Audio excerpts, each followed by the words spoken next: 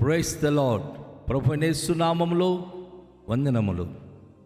యేసయ్య మాటను ఈ కార్యక్రమానికి ప్రేమతో నేను మిమ్మను ఆహ్వానిస్తున్నాను.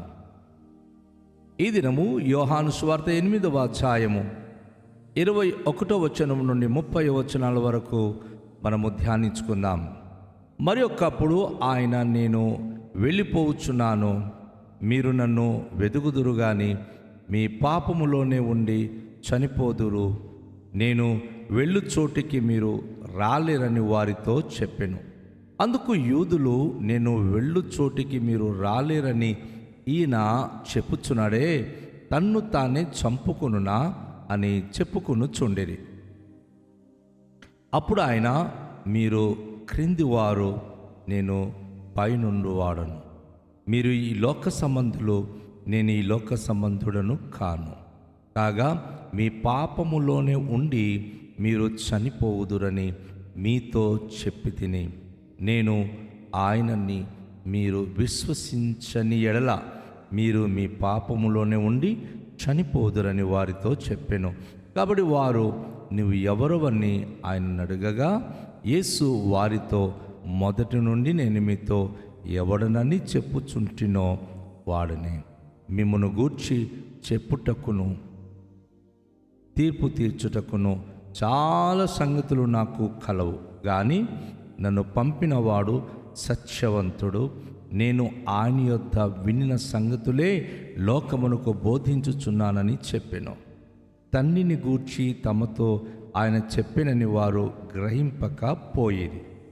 కావున యేసు, మీరు మనుష్య కుమారుని పైకెత్తినప్పుడు నేనే ఆయననియు, నా అంతట నేనే ఏమీ చేయక తండ్రి నన్ను నేర్పినట్లు ఈ సంగతులు మాట్లాడుచున్నానని మీరు గ్రహించెదరు. నన్ను పంపినవాడు నాకు తోడై ఉన్నాడు. ఆయనకిష్టమైన కార్యములు నేను ఎల్లప్పుడూ చేయుదును గనుక ఆయన నన్ను ఒంటరిగా విడిచిపెట్టలేదని చెప్పెను. ఆయన ఈ సంగతులను మాట్లాడుచుండగా అనేకులు ఆయన యందు విశ్వాసముంచెరి.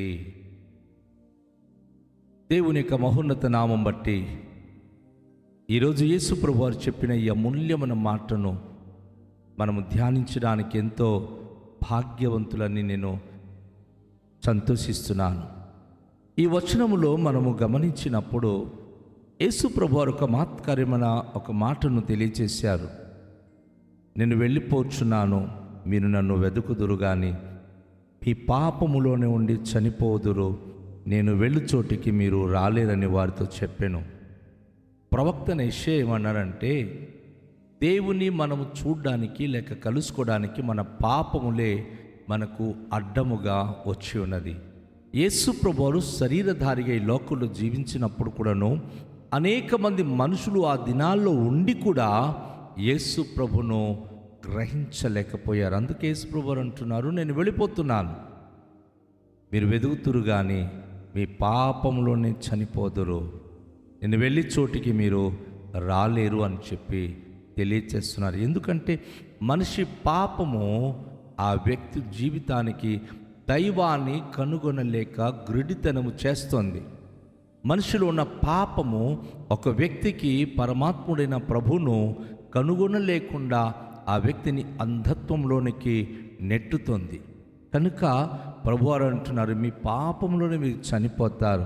ఎందుకంటే మీ మధ్య ఉన్న సరే మీరు నన్ను గ్రహించలేకపోతున్నారు, నేను వెళ్ళి చోటికి మీరు రాలేరు అంటున్నారు. అందుకు యూదులు ఏమంటున్నారంటే, ఈయన వెళ్ళి చోటికి రాలేరని ఈయన ఎలా చెప్తున్నాడు? తను చంపుకుంటాడా? మనల్ని మనం కూడా చంపుకోలేమని ఈయన మాట్లాడుతున్నాడా అంటున్నారు. అప్పుడు యేసు ప్రభువారు, మీరు క్రింది వారు, నేను పై ఉన్నవాడు.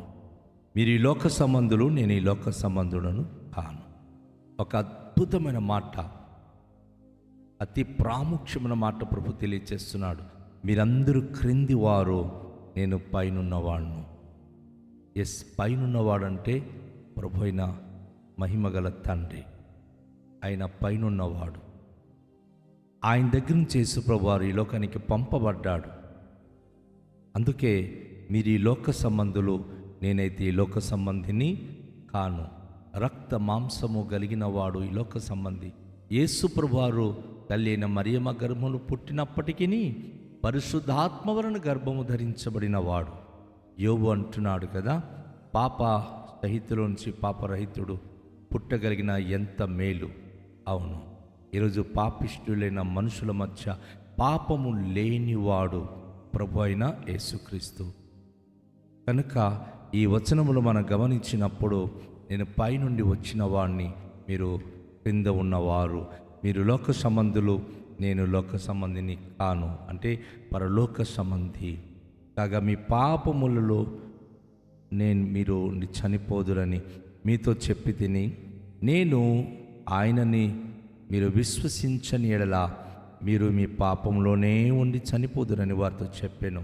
అవునండి, యేసు ప్రభుని ఎప్పుడైతే ఒక వ్యక్తి విశ్వసిస్తున్నాడో, నమ్ముతున్నాడో, నశించక ఆ వ్యక్తి నిత్య జీవం పొందడానికి యేసు ప్రభుయే కారకుడు. యేసు ప్రభును నమ్మిన వారికి ఆ వ్యక్తి యొక్క పాపరోత బ్రతుకు నుండి ఆయన వారికి విడిపిస్తాడు. అయితే ఈ మనుషులు యేసు ప్రభును నమ్మడం లేదు కదా, యేసు ప్రభును సామాన్యంగా చులకనగా ఎంచుతున్నారు. కాబట్టి మీ పాపములోనే ఉండి మీరు చనిపోదురని యేసు ప్రభు వారు తెలియచేస్తున్నారు. పాపములు క్షమించే అధికారము యేసు ప్రభు, అధికారము కలిగిన వాడు. లోకములో నశించిపోయే మానవ జాతికి రక్షించే రక్షకుడు కూడా యేసు ప్రభువే. కనుక ఈరోజు ఎవరైనా సరే యేసు ప్రభును విశ్వసించకపోతే వారి పాపంలోనే ఉండి చనిపోతారని ఆనాడే యేసు ప్రభు వారు తెలియచేశారు. అందుకే చాలామంది రోగులు, అనేక అపాయములు, అనేక మంది హఠాత్ మరణము, అనేకమైన ఆత్మహత్యలు, ఇలాంటి రకరకాల వివిధమైన స్థితిలో అపవాది అనేక మందికి మృత్యు రూపంలో కవలించి వారి ప్రాణాలను తీసివేస్తుంది. అయితే యేసు ప్రభును నమ్మినట్టు వారికి దేవుడు తన యొక్క రాజ్యంలోనికి కొనిపోవడానికి తగినటువంటి సమయాన్ని ఆయన నిర్ణయిస్తున్నాడు. అయితే ఇక్కడ మనం చూస్తున్నప్పుడు వారుని ఎవరని ఆయన అడుగగా యేసు వారితో, మొదటి నుండి నేను మీతో ఎవడని చెప్పుచుంటినో వాడనే. నేను మొదటి నుంచి మీకు వారు ఏమడుగుతున్నా అంటే, అసలు నువ్వు ఎవరు, ఈ విషయాలని ఏం చెప్తున్నావు అంటే, నేను మొదటి నుంచి ఎవరని నేను మీకు చెప్తా ఉన్నానో, నేను పరలోకం నుంచి వచ్చిన వాడును, తండ్రైన దేవుని నుండి వచ్చిన వాడిని చెప్తున్నాను. ఆ దేవుని యొక్క దైవ కుమారుడిని నేను, ఆ లోకం నుంచి వచ్చిన వాడిని, పరలోక రాజ్యానికి మిమ్మల్ని కొనిపోవడానికి వచ్చిన వాడిని ఆయన మరొకసారి స్పష్టంగా వారికి తెలియచేశారు. అయితే మిమ్మల్ని గూర్చి చెప్పుటకును తీర్పు తీర్చుటకును చాలా సంగతులు నాకు కలవు, కానీ నన్ను పంపిన వాడు సత్యవంతుడు, నేను ఆయన యొద్ద వినిన సంగతులు లోకమునకు బోధించుచున్నానని చెప్పాడు. యేసు ప్రభువు వారు ఎంత స్పష్టంగా చెప్తా ఉన్నారు చూసారా. లోకానికి తీర్పు తీర్చడానికి చాలా సంగతులు ఉన్నాయి. ఎందుకంటే సత్యవంతుడైన ప్రభువు రక్షించడానికి వస్తే ఈ లోకము తనను భక్షించబోతుంది, తనను చంపాలనుకుంటుంది, తనను హతమార్చాలనుకుంటుంది. సో ఈ విషయంలో ఆయన ఒకవేళ తీర్పు తీర్చాలనుకోండి, ఖచ్చితంగా తీర్పు తీర్చవచ్చు. పనిష్మెంట్ ఇవ్వాలనుకోండి, లోకానికి పనిష్మెంట్ ఇవ్వచ్చు. కానీ తను పంపించిన నా తండ్రి సత్యవంతుడు, నేను ఆయన యొద్ద నుంచి విన్న సంగతులే లోకమునకు బోధిస్తున్నాను అని చెప్పి తెలియజేస్తున్నాను. ఎందుకంటే ఆయన నన్ను ఇప్పుడు తీర్పు తీర్చుమని చెప్పట్ల, రక్షించడానికి పంపించాడు. కనుక ఆయన నాకు తీర్పు తీర్చడానికి ఇచ్చిన అధికారం నాతో ఉన్నప్పటికీ నేను ఒకటే చేస్తున్నాను, ఈ లోకము నశించిపోకుండా రక్షించడానికి వచ్చాను. కనుక రక్షణ సందేశము నేను మీకు తెలియజేస్తున్నాను తప్ప తీర్పు తీర్చి మిమ్మల్ని అందరినీ కూడా అసత్యములోనూ నెట్టడానికి కాదు. ఎందుకంటే నన్ను పంపించిన తండ్రి సత్యవంతుడు కనుక మిమ్మల్ని అందరినీ సర్వ సత్యములోనికి నడిపించడమే నా ధ్యేయము అని చెప్పి ప్రభు అయిన యేసుక్రీస్తు వారు ఇక్కడ ఆనాటి అధికారులకు తెలియచేస్తూ ఉన్నాడు. ప్రియ దేవుని యొక్క బిడలారా, మనము జాగ్రత్తగా గమనించినట్లయితే తండ్రిని గూర్చి తమతో ఆయన చెప్పినని వారు గ్రహింపకపోయిరి.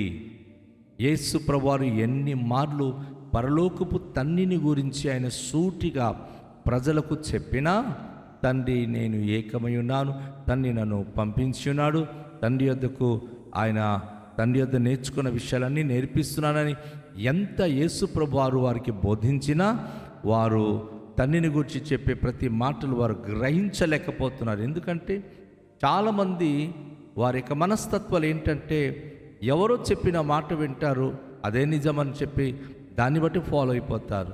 కానీ సత్యమును గురించి వారు, బైబిల్లో ప్రవక్త అంటాడు, సత్యము బహు లోతుగాను దూరంగాను ఉంది, అది ఎవరు దాన్ని గ్రహిస్తారు? ఈరోజు సర్వ మానవ జాతికి సత్యము గురించి గ్రహించడానికి, పరిశోధించడానికి, వెతకడానికి, పట్టుకోవడానికి అంత సమయం తీరిక లేదు కదా. అంత సులువుగా అయిపోవాలి. డబ్బులు ఇచ్చిన వెంటనే వారికి దీక్ష దొరికిపోవాలి. డబ్బులు ఇచ్చిన వెంటనే రకరకాల విధమైన పూజ పునస్కారాలు జరిగిపోవాలి. వారు డబ్బులు పెట్టుబడి పెట్టిన వెంటనే దేవునికి పూజ చేసేవారు దొరికిపోతున్నారు. కానుకలు ఇస్తే ప్రార్థించేవారు ఉన్నారు. వీరు ప్రార్థన చేయరు, వీరు దేవుని వెతకరు, దేవునికి నమ్మరు. కానీ వీరి కొరకు ప్రార్థించే వారికి వీరు డబ్బులు పంపిస్తే, వారు ప్రార్థన చేస్తే వీరికి అన్నీ జరిగిపోద్దని భ్రమలో ఉన్నారు. వాస్తవానికి దేవునికి ఉన్న సంకల్పం ఏమిటంటే తండ్రిని గురించి మనం వ్యక్తిగతంగా తెలుసుకోవాలి. ఆయన మనకు సొంత రక్షకుడని ఏనాడు మనం గ్రహిస్తామో అప్పుడే మనము సత్యవంతుని, దేవునికి ప్రియమైనటువంటి ప్రజలుగా జీవించే భాగ్యవంతులము కాగలుగుతాము. ఈ వచనాలు మనం గమనించినప్పుడు యేసు మీరు మనుష్య కుమారుని పైకెత్తినప్పుడు నేనే ఆయనననియు నా అంతటా నేనే ఏమీ చేయక తండ్రి నాకు నేర్పినట్లు ఈ సంగతులు మాట్లాడుచున్నననియు మీరు గ్రహించెదరు. యేసు ప్రభువారు తన కలువరి శిలువలో మరణము గురించి ఇక్కడ సూటిగా తెలియచేస్తున్నాడు. పైకెత్తబడినప్పుడు, అవును, ఈ లోకము నువ్వు దేవుని కుమారుడు కావు, నువ్వు వంచకుడు అని ఆయనకి మామూలుగా దొంగలతో ఆయనకి జత కట్టి కలువరి శిలువలో ఆయనకి చంపివేసినప్పుడు ఆయన పైకెత్తబడ్డాడు.